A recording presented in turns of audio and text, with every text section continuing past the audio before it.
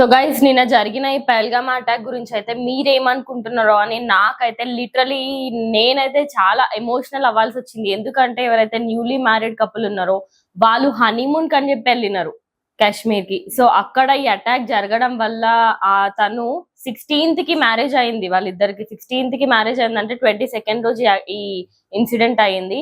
So వాళ్ళిద్దరు కలిసి ఒక 7 days మేబీ ఒక 7 days వరకే వాళ్ళు హ్యాపీగా ఉన్నారు. అండ్ అక్కడికి హనీమూన్ కని చెప్పి వెళ్ళినారు. అక్కడ ఈ అటాక్ అవ్వడం వల్ల ఆమె వాళ్ళ హస్బెండ్ అయితే మిస్ అయిపోయింది. సో ఆమె హస్బెండ్ ని కోల్పోయిన తర్వాత నేను కూడా ఇంకా బతకను, నన్ను కూడా చంపేయండి అని చెప్పి ఆ టెర్రరిస్ట్లను అడుక్కుందంట.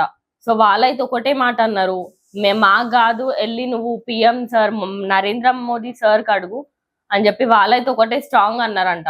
అంటే లైక్ ఇంకా ఎవరికైనా అట్లనే ఉంటాయి కదా, కొత్తగా పెళ్ళైంది, వాళ్ళ హనీమూన్ ట్రిప్ లో ఉండే, వాళ్ళ హస్బెండ్ ని కోల్పోయిన తర్వాత నాకు కూడా ఇంకా లైఫ్ ఎందుకు, నాకు కూడా లైఫ్ వద్దు అని అనుకొని ఆ మాటలు అనేసరికి వాళ్ళు కొంచెం రఫ్ గానే బిహేవ్ చేసినారంట అసలు.